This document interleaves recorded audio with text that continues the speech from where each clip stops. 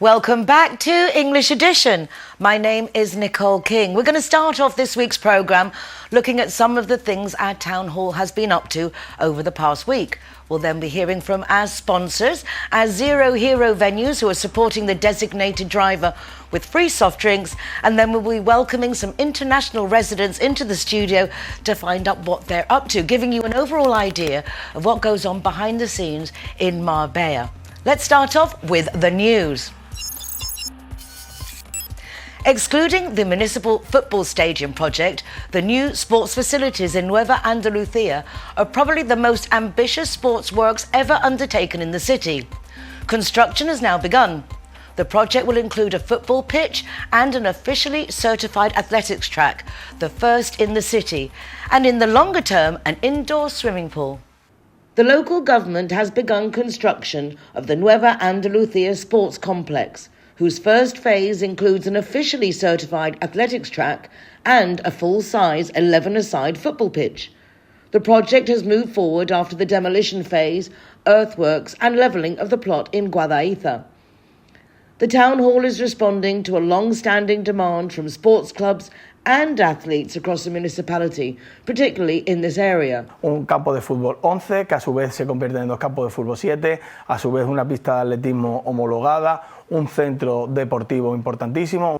With an investment of €12 million on a 30,000 square metre plot, this is a strategic project that will provide the area with modern, top-level sports facilities, according to the Councillor for Works. A final de este año tienen que estar las obras prácticamente finalizadas, lo que es la pista de atletismo y lo que es la parte deportiva para el fútbol, y seguiremos trabajando aproximadamente unos 6 meses más en finalizar la urbanización y el edificio que lleva este equipamiento deportivo.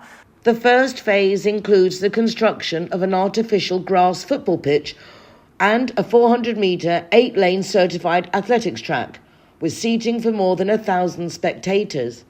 The complex will also include an adjoining building of almost 6,000 square metres. Ese edificio tiene hasta una pista de calentamiento de velocidad interior. O sea, estamos hablando de un centro de alto rendimiento de atletismo, por decirlo de alguna manera. Y son unas instalaciones que, como bien has dicho, se han hecho esperar, porque no todos los años podemos tener toda una partida presupuestaria para dotar a un solo equipamiento. The football pitch is expected to be operational this year, while work on the athletics track is scheduled to be completed in 2027. Construction of the swimming pool will then begin, completing the sports complex. Marbella's theatre, the Teatro Ciudad de Marbella, has unveiled its programme for the next 6 months, with almost 30 performances scheduled. The lineup includes a wide range of disciplines and shows for all audiences, with well-known names set to take to Marbella's stage, including Nathalie and Lola Herrera. To mark its 25th anniversary, Marbella's theatre, the Teatro Ciudad de Marbella, will host 28 performances during the first half of the year. The programme is designed to be both high quality and diverse, with new initiatives aimed at making the theatre a meeting point for all generations and attracting younger audiences. The season will open on the 31st with A Streetcar Named Desire, starring Nathalie Poza. Tenemos destacado también en este semestre a la gran Lola Herrera, que viene con una obra que se titula Camino a la Meca, una actriz que forma parte ya de la historia del teatro español. Tenemos una obra clásica de Shakespeare, Macbeth, una producción del Teatro Clásico de Sevilla para celebrar el Día Internacional del Teatro. Over the coming months, the guided theatrical tours launched last year will continue. As a new feature, 3 training workshops will also be held, focusing on voice, theatrical mask and comedia dell'arte. A major highlight will be the new live art cycle, introducing the latest theatrical trends and cross-disciplinary storytelling. donde iniciamos unas nuevas propuestas de teatro, como decía, híbridas, de narrativa emergente, muy transversales, en 2 jornadas, viernes 15 y sábado 16 de mayo, el viernes toda la tarde, desde las 5 hasta las 8:30, que es el último espectáculo, todos los espectáculos seguidos, y el sábado por la mañana 3 también seguidos, 7 espectáculos en total. Music will also be a key part of the programme, beginning on the 5th of February with Arcángel and his show Olor a Tierra. Tenemos luego Cayana, un espectáculo de Ana Colón, un recorrido por la historia del flamenco con música y baile. El concierto de piano del ganador del segundo concurso de piano Ciudad de Málaga, Bogdan Dugavic, y el ciclo Cantos Velados, con 3 propuestas. And as always, there will be performances for schools and 5 productions aimed specifically at families. Marbella has added almost 7,000 residents over the last year. The population now exceeds 170,000, consolidating the town as one of the most dynamic areas in Spain. Almost 40% of the population is foreign, with up to 155 nationalities represented. These figures are somewhat controversial because the National Statistics Institute is delaying recognising them as official, which local government is not happy about, as this means Marbella receives fewer financial resources than required. The local government has reported a significant discrepancy between data from Spain's National Statistics Institute and the Municipal Population Register. The council says this difference is due to the INE's data collection model, which is based on the previous year and, according to the local administration, consistently underestimates the figures. No se escatima aproximadamente 7.000 habitantes que no aparecen en nuestro censo. Si teníamos 166.590 habitantes el 1 de enero del 2025, el INE nos dice que solo valida 159.786 habitantes. According to Felix Romero, this discrepancy has been repeated over the past 15 years and is a cause for concern. He explained that the number of registered residents as of the 1st of January this year exceeds the figure used by the INE by 13,500 people. These differences translate into a loss of public funding for Marbella from the central government. The municipal register currently puts the city's population at 173,420. Teniendo en cuenta que por cada habitante reconocido, Marbella percibe en torno a 314 euros al año, esa es la financiación que reciben todos los municipios a nivel nacional del Estado para contribuir a la sostenibilidad financiera de los ayuntamientos, esa discrepancia que nos impone el Instituto Nacional de Estadística significa una pérdida superior a los 4 millones de euros anuales para las arcas municipales. As for nationalities, the British community has seen the largest increase, with 332 new residents, and now more than 5,600 registered. Other growing communities include Colombians, Moroccans, Ukrainians, and Russians. Marbella has around 500 places in public nursery schools. A significant number of these are managed directly by the town hall, which has highlighted the importance of these facilities for local families. Mayor Ángeles Muñoz has also drawn attention to the most recent improvement works, including those carried out at Las Albarizas Nursery. The local government says the municipal nursery school network is a key priority. Half of the 500 public nursery places available in the city are managed directly by the town hall and are fully municipal, while the remaining places are run under agreements with the Andalusian regional government. Que en el caso, por ejemplo, de las municipales, pues una familia que es donde el padre y la madre trabajan, porque normalmente se hace por el tema de conciliación fundamentalmente, hasta que se completan las 250 plazas que tiene el ayuntamiento, pues se hace con ese objetivo prioritariamente y dependiendo de los ingresos, pues son un coste entre 20 euros al mes y 140, aquellas familias que tienen más recursos. According to the mayor, the ongoing maintenance and upgrading of municipal nurseries is a constant priority in the council's work.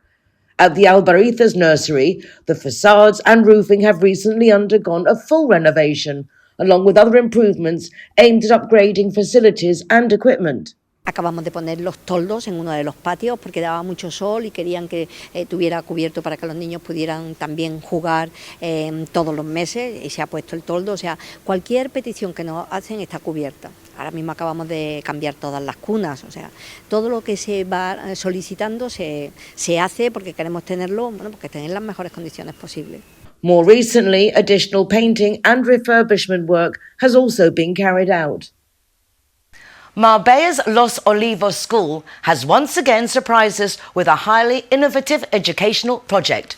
The school, which has a 50-year history, is very dynamic in its teaching approach. On this occasion, primary school pupils have researched and looked for solutions to the problem caused by waste such as chewing gum and sunflower seed shells.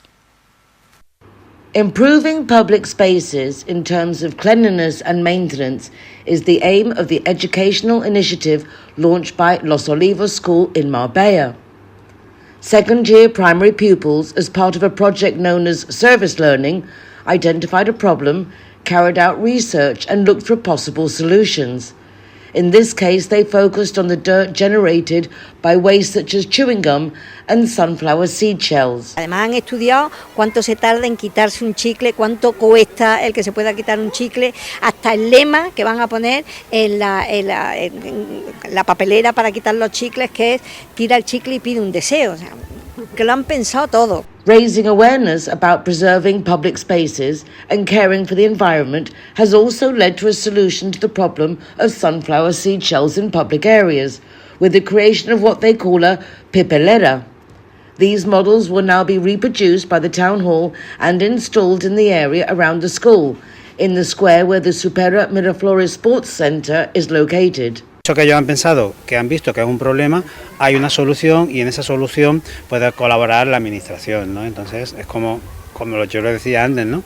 Pues cuando eso finalmente culmina en la colocación, en este caso, de esa papelera, ¿no? Pues cuando ellos sean mayores pasarán por ahí y verán que esa papelera fueron ellos los que investigaron el problema y los que quisieron dar una solución. Entonces eso es súper gratificante, ¿no? The Mayor praised the educational project, highlighting the importance of children becoming aware from an early age of the need to care for and respect the environment.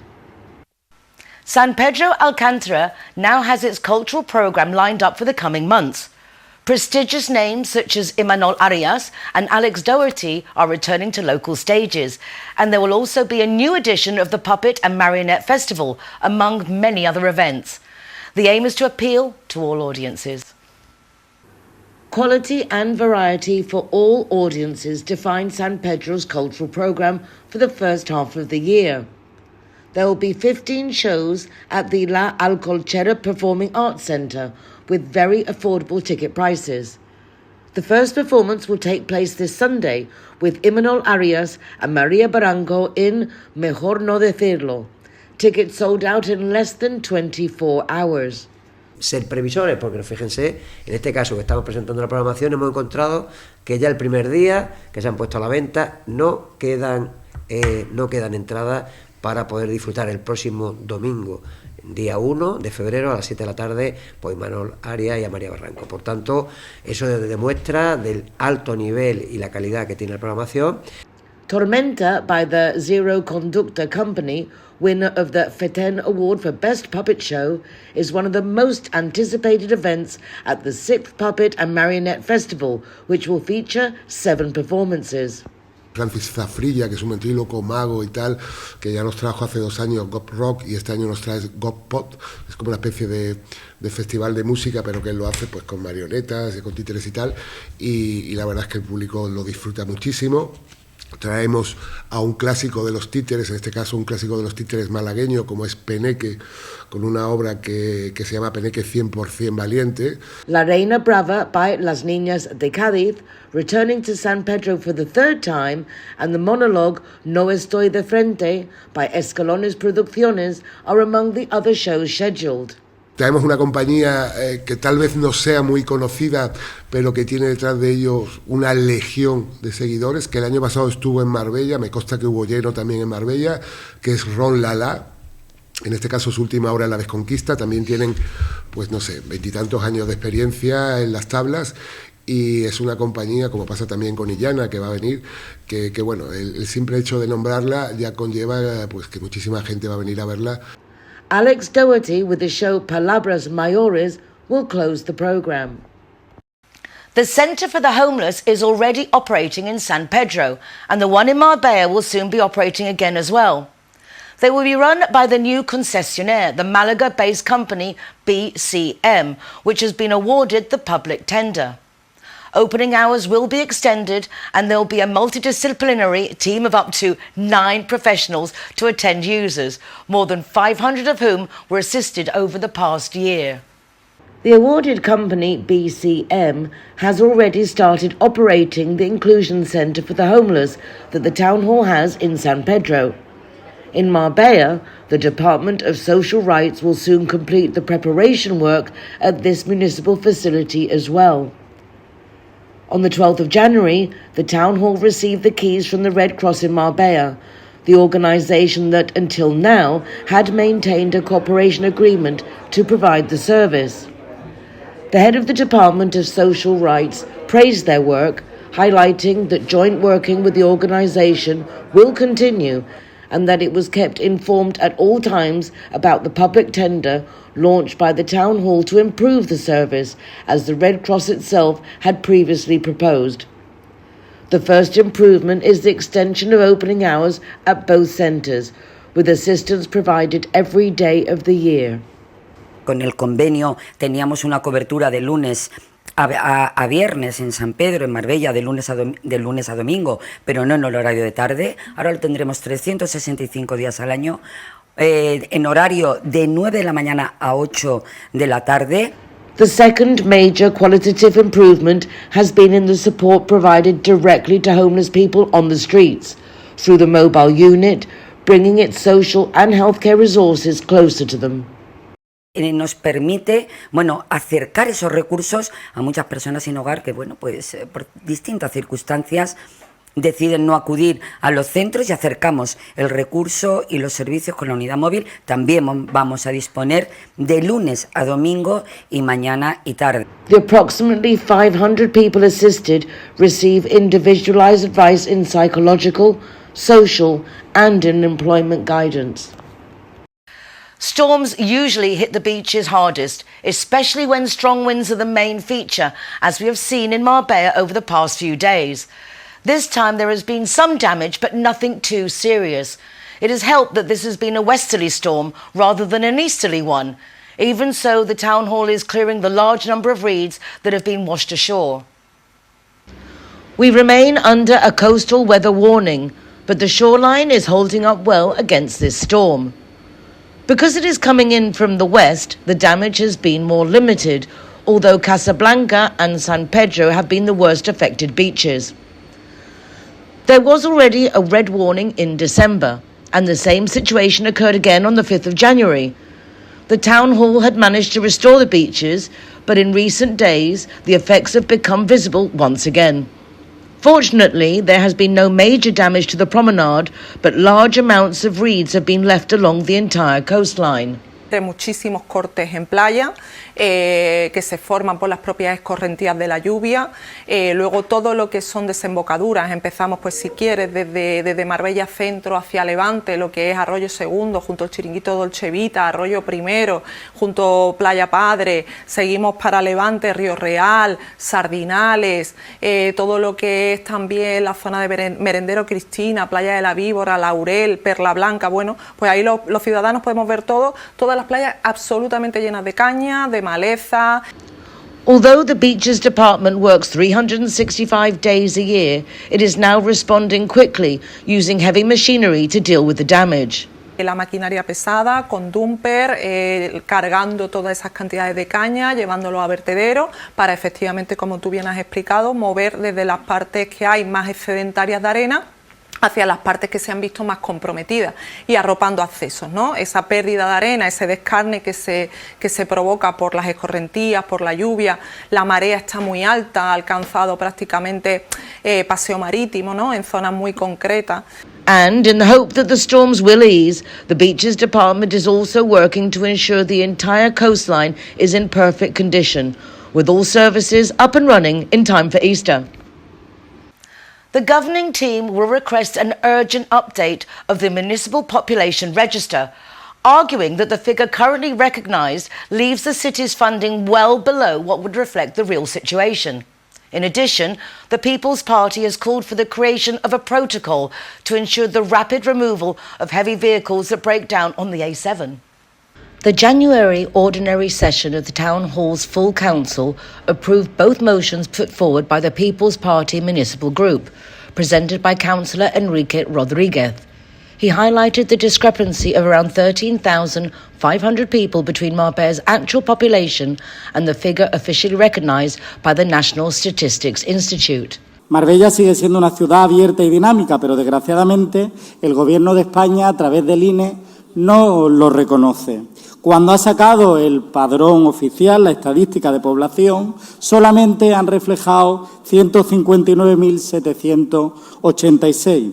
¿Qué significa esto? Pues que entre lo que nos reconoce el Gobierno y lo que realmente tenemos hay un desfase de más de 13.600 personas. According to Rodriguez, the additional funding linked to an updated census could be used to improve the public services demanded by residents.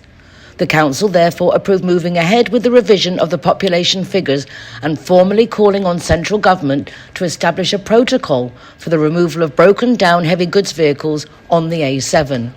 Pedimos inversiones reales para mejorar y modernizar la A7 y pedimos también un plan de mantenimiento serio que esté, como digo, dimensionado al tráfico que cada día tiene, porque todos podemos ver los baches y los desgastes que tienen muchos de esos tramos. Pedimos que se finalicen las pasarelas inaccesibles que bloquean a vecinos, especialmente en la zona de la Chapa. Y cómo no nos resignamos a pedir esa liberalización y la bonificación del peaje. The plenary session also agreed to name a street in the city after journalist Juan Carlos Reina. The Spanish Pancreatology Association has chosen Marbella as the host city for its annual meeting. The event brings together more than 250 healthcare professionals from across Spain. It is significant from a medical standpoint and also provides a further boost to the city's conference and tourism sector.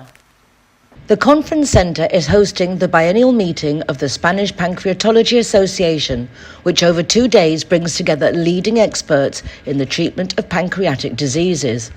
The event also has a strong educational focus. Y la primera parte de la reunión es un curso de endoscopia avanzada, dedicada única y exclusivamente a la patología biliopancreática, donde, me atrevo a decir que han venido los ponentes más importantes y relevantes a nivel nacional e internacional. Así que para nosotros estamos encantados. This is the association's 19th meeting and the first time it has been held in Marbella. The event has been organised in coordination with specialists from the Costa del Sol University Hospital, whose efforts ensured that the city's bid was selected. Hicimos un vídeo promocional súper estupendo, les conquistamos frente a otras candidaturas y empezó un proceso que ha sido intenso porque pues durante 2 años vas preparando todos los temas que van saliendo, que van siendo objeto de innovación, de interés, de novedades que tenemos que transmitir al resto de compañeros que vienen a formarse. Throughout the year, Marbella hosts a wide range of professional conferences which serve as an ideal complement to the city's tourism activity. El ocupar hoteles, el tener buena ocupación en torno a un congreso siempre hace que podamos seguir apostando y seguir liderando esa desestacionalización, que es uno de los objetivos que nos hemos marcado. Y el tema de los congresos para nosotros es absolutamente prioritario. Creo que además es la oportunidad de que no solamente se reúnan, sino que además disfruten de la ciudad. Costa Press Club held their annual general meeting at Tapas Itai earlier this week. The attendance was high and many great suggestions under consideration for 2026. The Costa Press Club is an international association of journalists, writers and media professionals based on the Costa del Sol. Founded in 2002, it brings foreign and Spanish language media working across southern Spain. The club serves as a meeting point for journalists, content creators and communication specialists, offering networking events, industry talks and professional support. Members come from a wide range of countries and media backgrounds, reflecting the diverse international communities living along the coast. The Costa Press Club also collaborates with local institutions and organisations, helping to promote tourism, culture and regional development, while providing a platform for independent media voices in the region. Through regular meetings and activities, the club aims to strengthen professional links, encourage responsible journalism and foster communication between international media and the local community. Check them out. Might be something that's good for you. I come across many networking groups in my day-to-day, and some of them really do stand out. CIT Marbella, Ali Mihan's Costa Women, Sam Campbell's Business First, and Helena Olsina's Sinergias Club. Sinergias held another fully booked networking breakfast this week at Finca Amalur Alabardero. I met some very cool people there, including my colleagues from Radio Televisión Marbella and the Deputy Mayor, Felix Romero. Synergies Group is one of the most dynamic and international working communities on the Costa del Sol, bringing together entrepreneurs, business leaders and professionals from a wide range of sectors and nationalities. The group was created by businesswoman and entrepreneur Elena Olfina with the aim of connecting people, sharing knowledge and generating real opportunities for collaboration and growth. Since its creation, the network has expanded rapidly, reflecting the strong international business presence in southern Spain. One of Synergies Group's flagship activities is its networking breakfast, which have become a key meeting point for the local business community. These events regularly attract high-profile speakers, entrepreneurs and institutional representatives, and are often fully booked with waiting lists reflecting the strong demand to attend. At the most recent breakfast event, Marbella's Deputy Mayor, Felix Romero, was among the guests, highlighting the growing recognition of the group within local institutions and public bodies.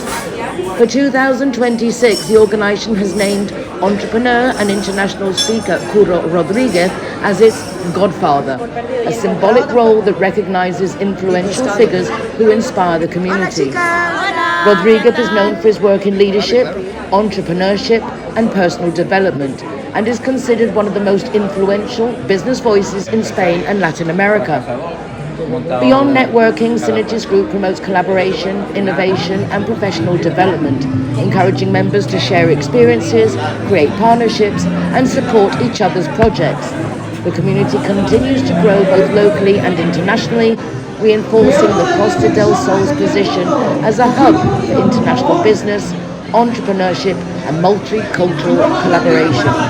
Through its events and activities, Synergies Group reflects the region's dynamic business ecosystem, where international talent, local institutions and entrepreneurs come together to build connections, exchange ideas and generate new opportunities. Elena is a lovely person who cares about all the members, and I think this really shows throughout the group. Do check it out, certainly worth a look. De personas, y yo pienso que eso es lo que nos hace diferentes. Somos un club de personas y siempre hay muy buenas sinergias. No lo vivimos. El apoyo de cuando un socio hace un evento, acompañarle. Entonces, principal, y donde estáis todos los 200 asociados, y luego tenemos. Bueno, muchas gracias a Elena, Felipe, el teniente alcalde, lo conocí hoy. Well, not only did Elena get me to come to the Synergias breakfast networking here at Finca Amalur, she also managed to get our deputy mayor down here, Felix Romero. It's so nice to meet you and to see you here. Hi, I'm Felix Romero. Thank you very much. I'm the first deputy mayor. I want to say to all the English speakers, thank you for being here in our city. I will be with you in your program soon. I am absolutely delighted, and I've got it on camera. Felix is going to come to the program. A real honor. Muchísimas gracias. Me siento súper honrada. Thank you very much. And he's very simpático.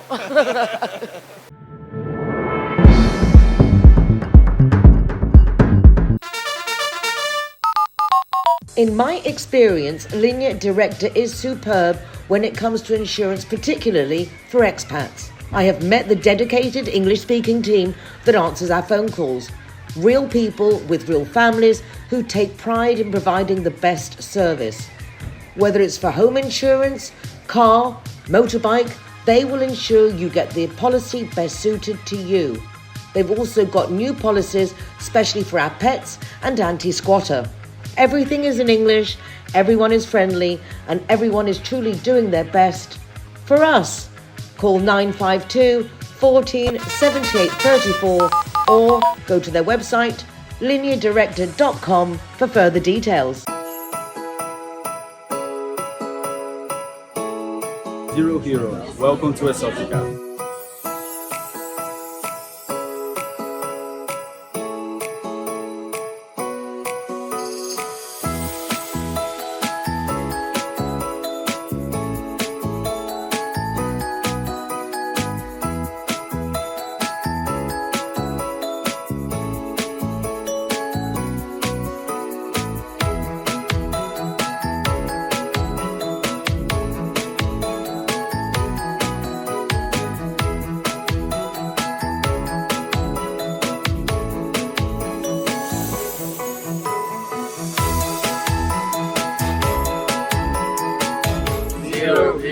Welcome to Exotica.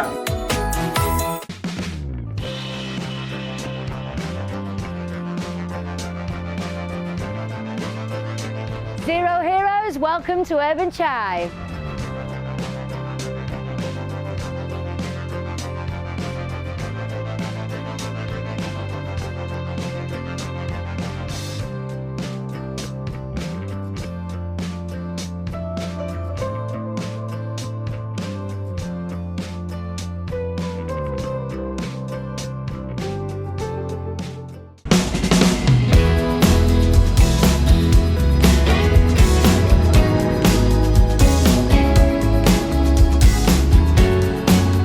Zero Hero, welcome to Hotel Marbella.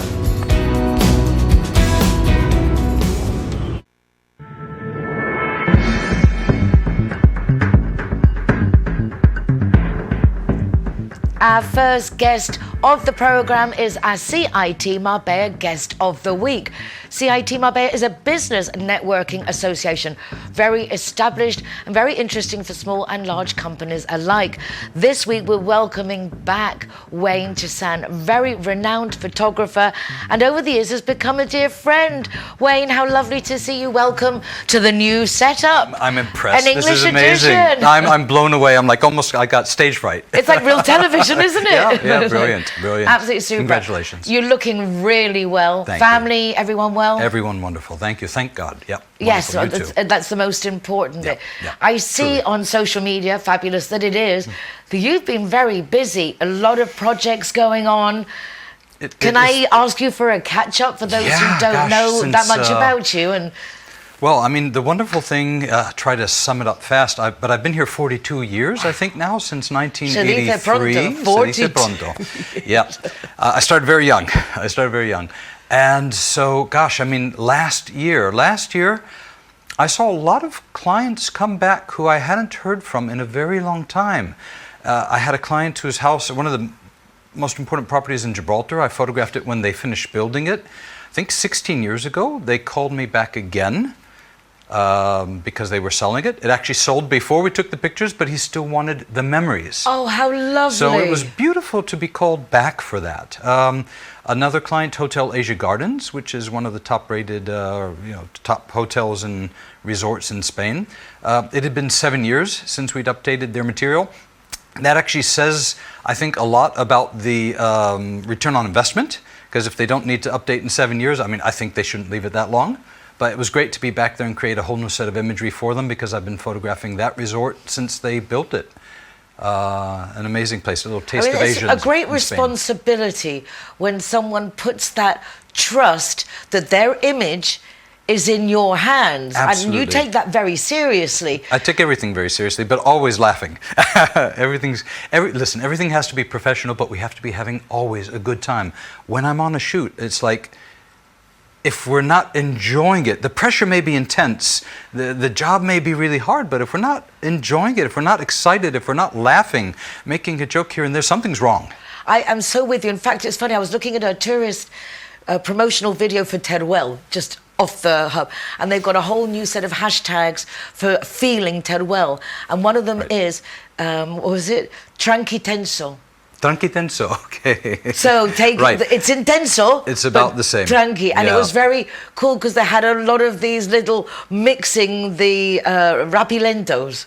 Right. And it was this type of thing, this Very mixture, and clever. they made me think of that because it's intense, it's pressure, but making it fun.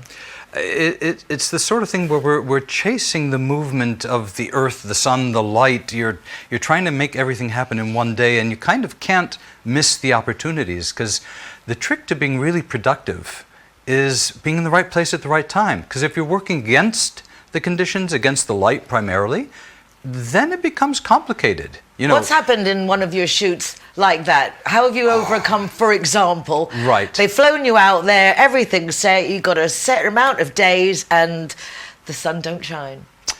It depends on the type of job. The Marbella jobs, which was kind of my zone from the 80s until 2015 when I went more worldwide. Marbella, and especially in the film analog days where everything had to be perfect the moment you took the picture, you could not manipulate anything. The weather was primordial. I still run into clients who go, "Oh yeah, I haven't seen you in a long time. Yeah, I remember you took 6 months to shoot that job for us. I'll never forget." And I'm like, "Oh, that's a bit extreme." But actually, it has happened a few times. I mean, look at the weather last year in Marbella. The year started, and I remember almost not being able to shoot until June, because it was cloudy or raining or incredibly windy on the days that were nice. Can you, and this year's now starting with again. the new technologies, can you implement that? Do you like doing that? Is it something that you're embracing? A bit of both. I am, from 25 years of cutting my teeth in the analog world, I have that benefit and perhaps downside a bit of being a bit of a purist. But of course the tools we have nowadays allow us to do anything. Now the trick is, do you want to go in and be very productive, working against the grain, doing the best you can, and then trying to enhance those images one by one, which also takes time. And that's something you do when you don't have a choice, when there's a deadline or you're on a travel shoot and you get what you can. But I mean, do you really want to go through 50, 100 pictures trying to improve the sky, trying to get a rich contrast between the shadows and the sunlight? If it's a shady day, there's no shadows, the light's flat. I mean, how much can you enhance that? Of course, nowadays you can enhance everything if you want to. But you can change everything. I prefer to try to get the right weather. I kind of equate it, thinking back to the good old days of vinyl that's coming back, because it sounds different. Yeah. And even though the other may be perfect, you want the authenticity of the creation, which is what you offer in your photography. It's interesting you mention it, because I just recently did a little podcast on AI. Now, I'm not an AI expert, and I'm not even a huge AI user. Okay, I do use it to an extent, but I was invited to give this podcast. It went on for about an hour. And one of the things we talked about was that I'm seeing and investigating a bit before the podcast that people are beginning to favor human-created content. They're already burning out a bit from the AI. I mean, AI is incredible and it's wonderful and it's magic. It's an amazing tool. But aside from the social things, which I wouldn't mind talking about, how it affects society, the dangers of no longer presuming that something we're seeing is based on a reality. You can't believe your eyes anymore. Well, since we're on that, society has gone on for hundreds of years now, presuming that an image, a photograph, is based on a reality. Of course, we chose the lens, we chose the moment, maybe we added light, we manipulated it, but it was based on reality. Now, AI can look like that, but it never actually existed. And I really am concerned that until, the people who are born about now grow up, we're not going to be able to get used to the fact that we have to question whether that image was something real or totally created. You and me both. Politically, you and I have comparable. Everything. It's difficult to tell, but we have comparable. But our children and grandchildren, they're growing up with straight line clouds in cartoons. Yeah. I never had a longus, stratus, expandus behind a planus. to draw when I was a child, do you know what I mean? Yeah, it's I know. like, this is, for me, the worry is not knowing the difference. I think the people who are born in, who don't come from those years of looking at an image and assuming it's real, might know to question it from the beginning. But those Quickly, of us on the screen, we yeah. have you with your. Lovely. This was a beautiful shoot that you Thank did. you. I don't normally participate a lot in photo contests, but I was really lucky. I put that in because I love that. Those one with the parasols was just divine, Yeah, well, and you won a great contest. First place in the American Society of Media Photographers in fashion, which is not really my thing, so that was really great. And the same year I got second place in architecture for an image that I just shot strolling across the Brooklyn Bridge for the first time in my life. With my father and stepmom and my wife along with me, and I was just testing out a new camera, and I got that shot, which also won second place in the architectural category with the Spanish Photographers Association. Maybe last year. It was that sense of wonder that, as you were seeing it for the first time, that transmitted in the picture. And the beautiful thing, and I love these little things about life, these things about destiny and synchronicity. My great-grandfather would walk across that bridge to save a nickel to not go on the public transport to go study architecture in the city, because he lived in Brooklyn and he'd go into the city to study architecture. So it was kind of like a full circle. A full circle. Yeah, it was. Before we finish, Wayne, what would you like us to know about you, what you're up to, what you'd like us to support you in, what you can help us with? Okay, well, I can basically help any company that is needing to improve their imagery, and don't we all? Because nowadays everybody's just scrolling by or flipping by or whatever, and there's a mass of imagery out there. If what I'm really good at is getting images that stop people in their tracks and keep them there with you. And like I was saying on the podcast, it's not just, one lucky good shot. Like the millions of people taking one lucky good shot, and there's millions of great images. The difference in my experience is that everything I set my eye to, if I choose to take it, is going to be a really solid, great shot. And what I've been doing for clients, aside from just photography, which is what I've done on the coast for over 40 years, I'm now working also as a consultant with multinational firms, where I'm actually training in their own in-house teams who are great photographers, but not necessarily specialized in architecture and interiors. And so like this last job I just did in Puerto Rico, I was consulting with them before I went, looking at what they were doing, suggesting how they could improve and get better results, because the bosses were not approving it. They got that far. I got there, feet on the ground, actually was able to see it. And then I participated with my own photography and on-the-ground direction, them seeing how I was recognizing things that they'd been there 5 days or 20 and hadn't even captured. And I suddenly come in and say, whoa, I didn't see this angle from what you were sending me. This is great. Let's shoot this. So it's great to mature into a phase which has been going on 10 years now of consultant and mentor as well as photographer. I'm passionate about it all. I can see. Yeah, I think anybody watching the show can see. Wayne, it's lovely to catch up with you again. It's wonderful, truly. A big thank you to CIT Marbella, but a big thank you to you, and my fondest regards to your family. Ditto likewise. And always great to be here, and I'm so impressed with the new studio. Oh, I'm so impressed Yeah. that you've come to be my guest. Oh, always. Thank you.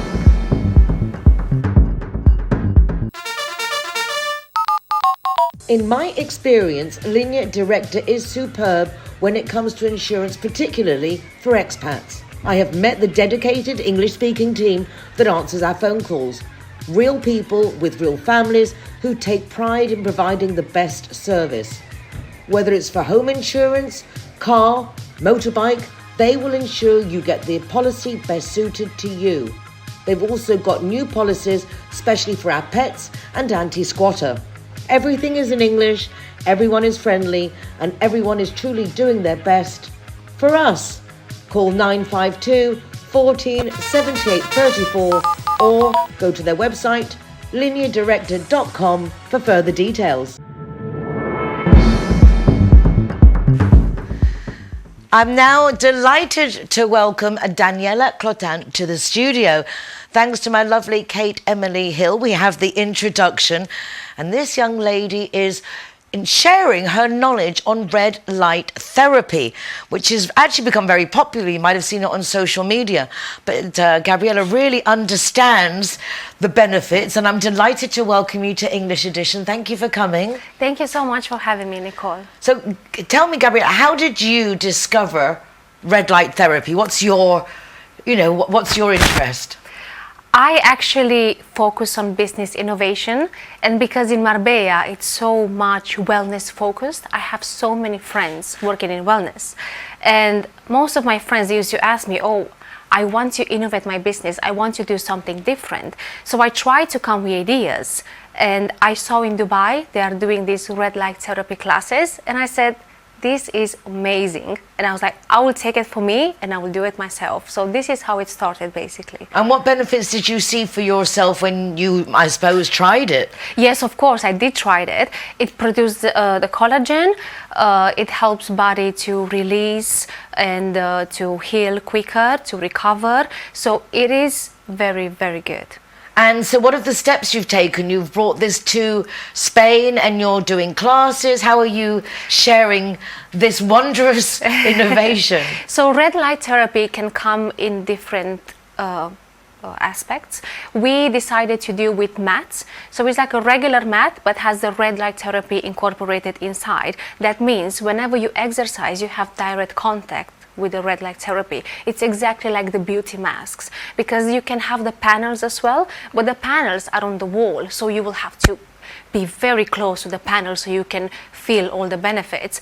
So yeah, we got the mats, and we don't do fitness classes. What we do, I created a protocol-based session. So I created 6 signature sessions that are meant to be used as a protocol instead of just a single ones. Because along the way, people always ask me, oh, is this hot yoga? Are you doing like Pilates classes with a red light therapy on the wall? And the answer is no. So instead of regular classes like abs and glutes and hot yoga, we designed 6 classes which provide everything your body needs to function healthy.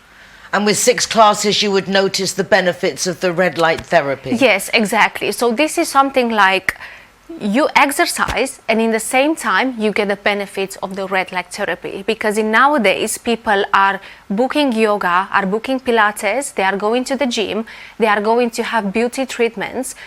Everything is fragmented. So what we do is we get everything in one go. So you save time and you feel amazing. And it's not just any red light, is it? It's a special frequency machine that makes this specific red light. Yes, exactly. So it's not just any red light. It needs to be a specific red light that provides the everything that your body needs, because otherwise it will be just a regular light on the wall. It doesn't work like this. And if someone would like to try this, where can they join you, Gabriela, to try this out? So on Sunday, on the 1st of February, we have the opening event where we will have drinks and tapas. People can meet the instructors, they can find out more about the classes, and more important, they can see the space. So we are based in Alegre Studio in Banus, and then all the sessions start on the 2nd. So on the 2nd of February, we start all of the sessions. We are already fully booked for the first week, and then now we are waiting bookings for the second week of February. I really can't wait to come on Sunday to check it out. Amazing. And record a little bit for the show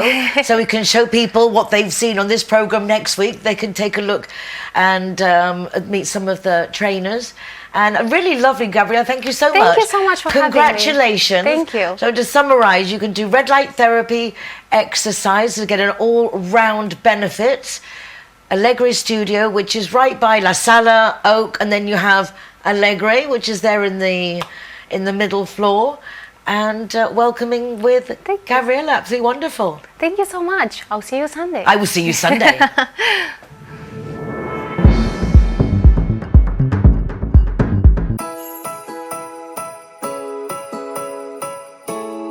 Zero Hero, welcome to Exotica.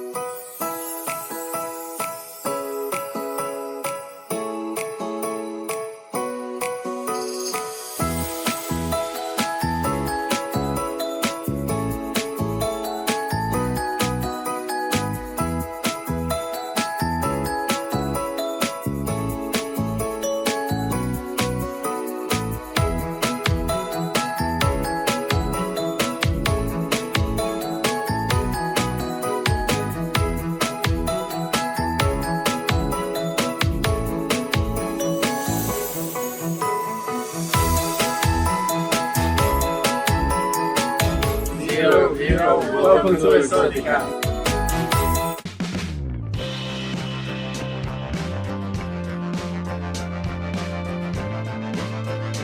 Zero Heroes, welcome to Urban Chive.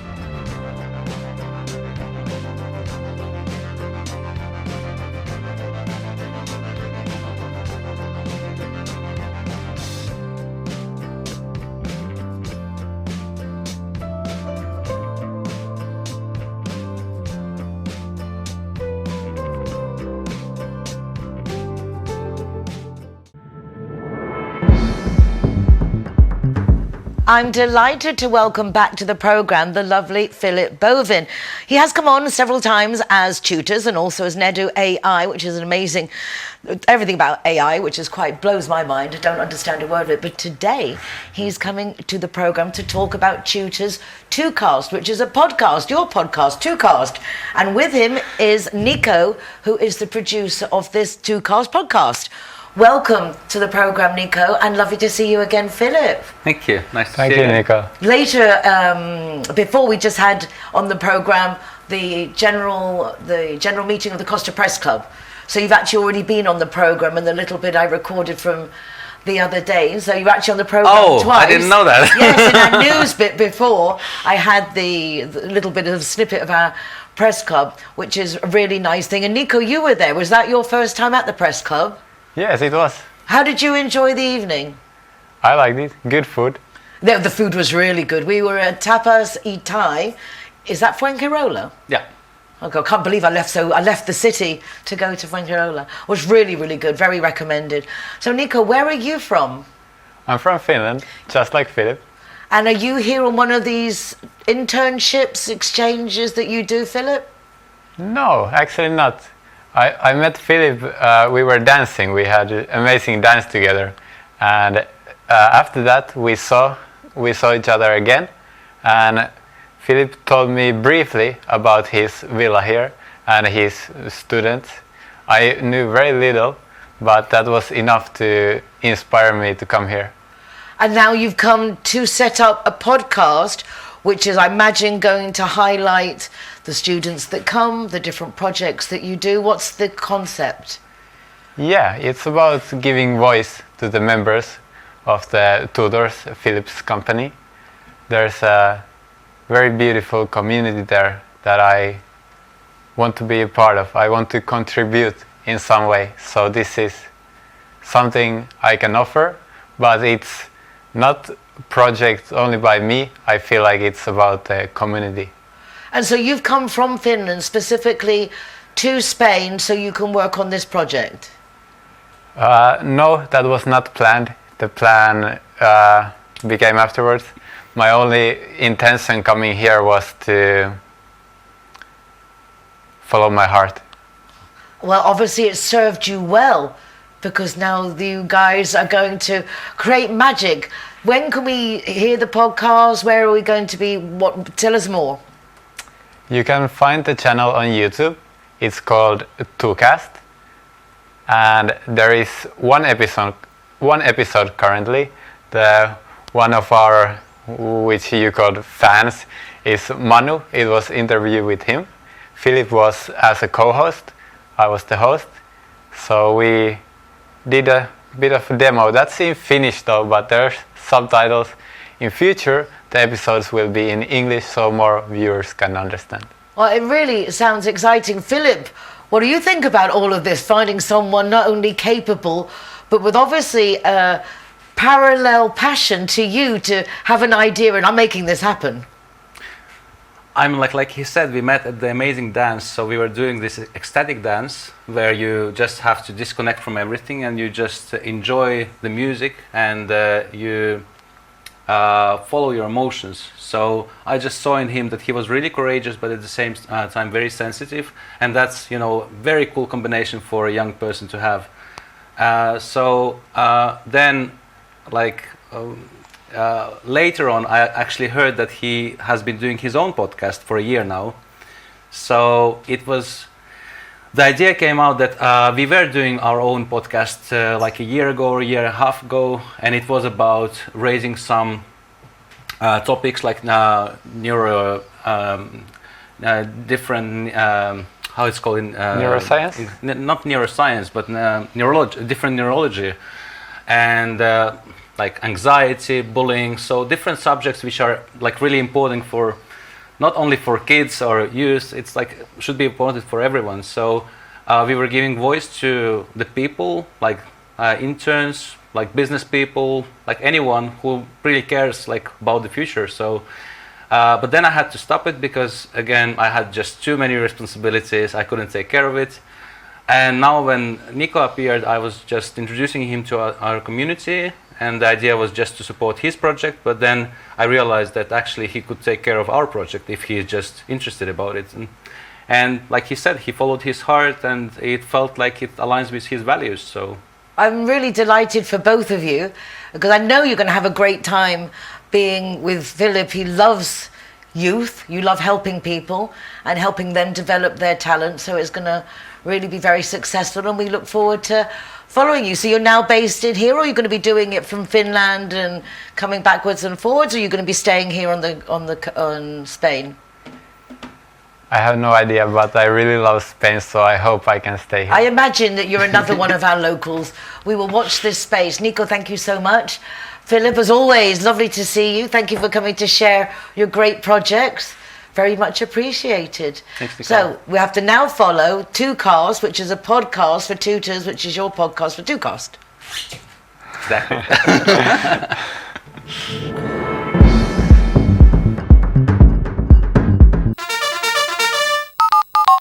In my experience, Linear Director is superb when it comes to insurance, particularly for expats. I have met the dedicated English-speaking team that answers our phone calls. Real people with real families who take pride in providing the best service. Whether it's for home insurance, car, motorbike, they will ensure you get the policy best suited to you. They've also got new policies, especially for our pets and anti-squatter.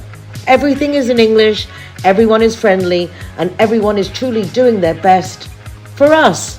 Call 952 14 78 34 or go to their website lineardirector.com for further details.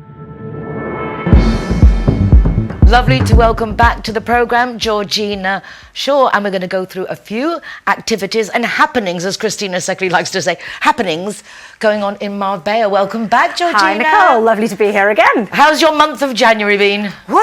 Quick. Whirlwind. Quick whirlwind. I have been very much like, right, new year, new start, get marketing myself, get out there, see people. It's been really fun, but a bit hectic. I've done the opposite. I kind of looked at it, I'm going to take like a slow introduction and taking it that the 17th of February is the Chinese New Year, and maybe I'll start putting all those other things into practice by then. I've heard that a lot, that actually people think January you have to go, but if your sort of heart and energy is not telling you, don't worry, it can be a foundational month. Exactly, I've taken it that way, just like testing the waters. That there's a lot of things that are already going on. Yes, I have actually been really surprised by how quickly everything's got started again, because you know here in Spain obviously we have the Three Kings, Christmas seems to go on a lot longer, and typically it hasn't really anything much happening until now, but actually already there's been a lot of events, a lot of activity, and I feel a lot of positivity and good energy about 2026. Good. Give us a rundown. Yes. I see you've got a nice list. I have some lists here. Obviously, I can't leave you without any content, can I? And I'm going to start with some beach cleanups, because I think that cleaning up our beaches and our streets is just such an important activity for us all to do. And it's also a great way to meet people. And it's fun. Yeah, you get outside, you meet people, and you create a community, which is really nice. And there's two coming up on Sunday, one in Cabapino on the dunes there from 11. And they are welcoming an inspirational group of people who are actually walking the whole coast of Spain, doing cleanups and educational activities all along these beaches. So that's going to be fantastic. And then there's another one, my end of the coast in Casares Costa, organised by the Eco Amigos, who are doing a lot of really great work on the coast. That's from 10:30 until 12:30. And I'm going to be joining that one because I really believe, and I'm dragging my son along with me, because I just think it's so important to have make your little difference in the world, and it's quite extraordinary when you start looking just how much there is. Exactly. There. Yeah. And people may not know that February is Carnival month in Spain, and it's quite an ancient tradition, but one that I think the expats don't really know about or get involved by, so we might just wander by and wonder why everyone's in fancy dress or why there's a parade going.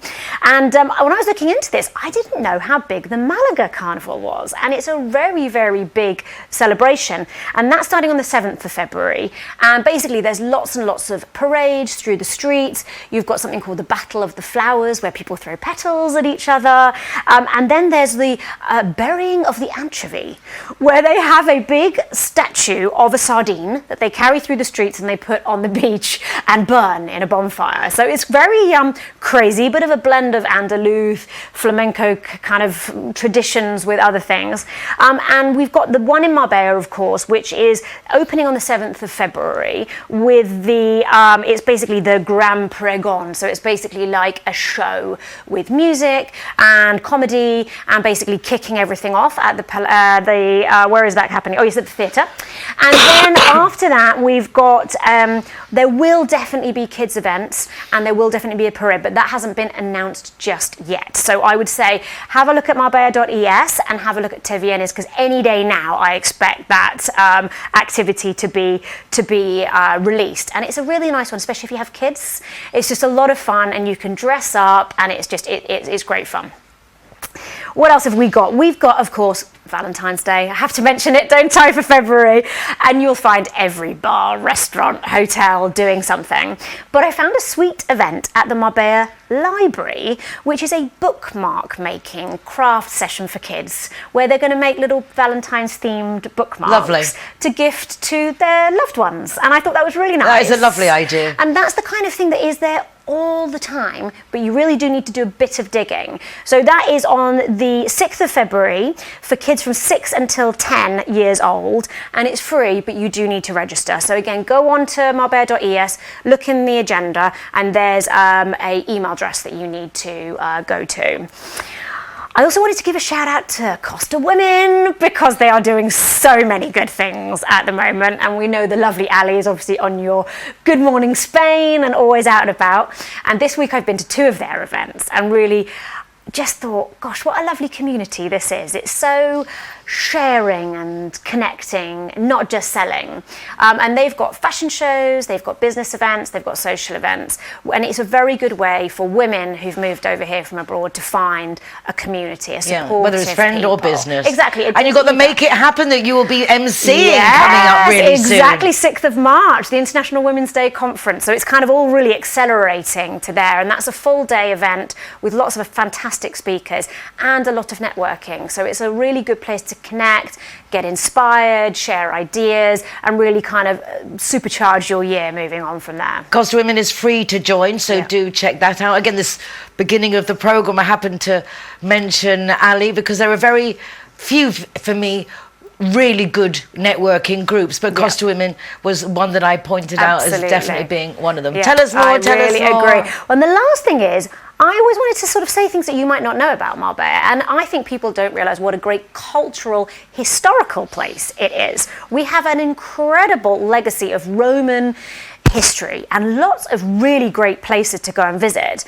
And when you dig into the website a little bit, they offer lots of free tours around different Roman monuments. One of them is obviously the Alcazaba, the historic walls of the old town, but there's actually a Roman bath complex, really well preserved one in San Pedro, and they do guided free tours around that. And there's also an early Christian basilica and necropolis also in San Pedro. And on the 8th of February, they're doing a guided walk around the old town to kind of look at the main Roman artifacts that they found and where they found them and talk about the history. And I think that would be such a nice way to explore different parts of the old town that you might not see and really connect it with that local history. It really is fascinating, especially if you know a little bit about it and you're going in there ready for that, to absorb our history. And you can feel it. You really can. You really can feel it. Marbella Old Town is very unique and something I think we don't taken enough notice of. But there's lots of good initiatives going on in the Old Town.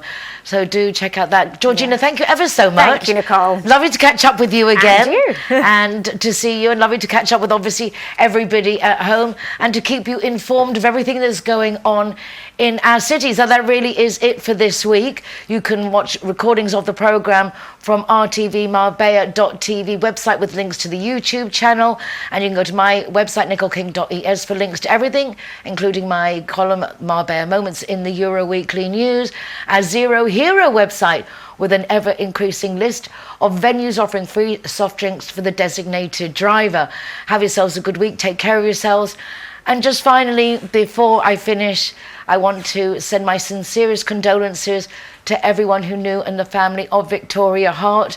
We dedicate this week's programme to Victoria and to the memory of all those who've lost their lives to domestic violence. This just can't keep happening. God bless you all.